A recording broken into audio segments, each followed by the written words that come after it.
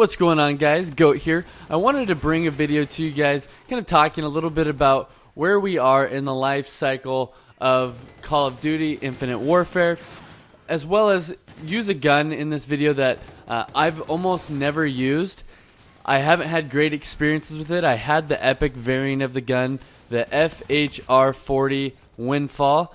It was a decent gun. It's just so weak that it's hard to put multiple people down at once. You can certainly beat some people in some gunfights, especially if you're sliding or jumping off a wall. You can definitely catch some people by surprise just because of the fire rate is so high. It's a 97, but the damage is a 58. So there's a lot of fire rate and there's very little damage. Usually that fire rate will make up quite a bit on the damage side of things just because there's so many more bullets going into people at an accelerated rate that it seems like the gun's stronger than it actually is.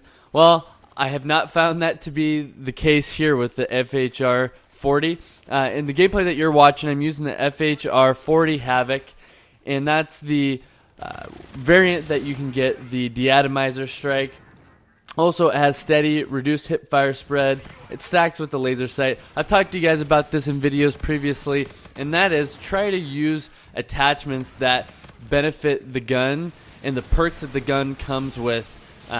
In this case, you want to put a laser sight on because this has reduced hip fire spread. That's one of the perks that automatically comes with this variant, and it stacks with the laser sight. So that's always really good. Kind of the description of this gun is they say it's a fully auto ballistic firearm, offsets a modest range with an extreme fire rate thanks to a unique magnetic bolt carrier. Well, they are partially right because that range it has a very decreased range, and if you try to get people at a distance or even medium range, I find it to be almost impossible to get anybody. So it's definitely pretty difficult to do that.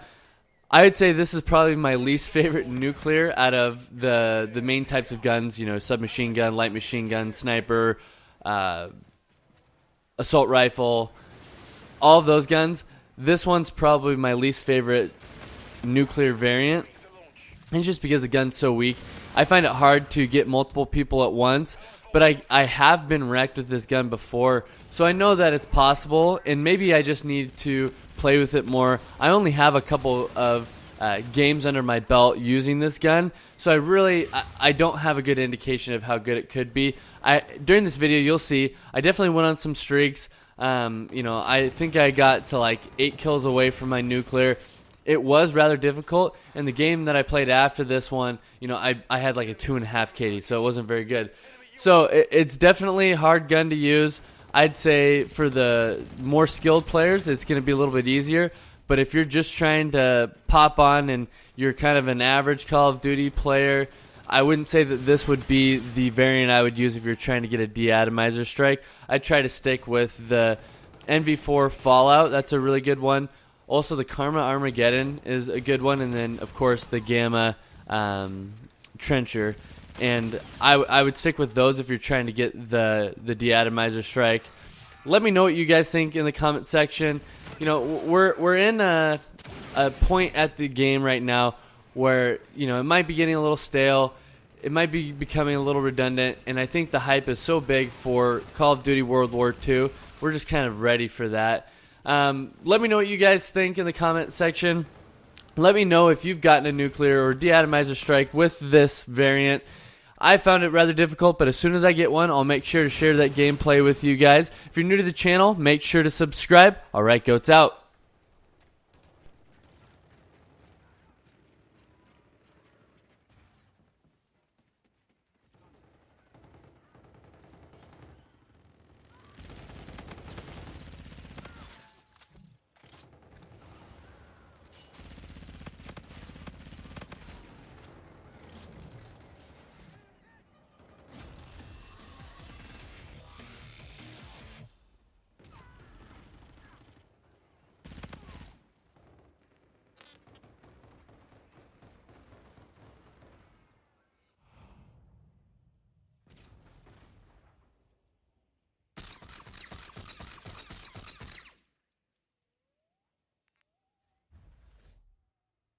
Mission accomplished. A good day's work.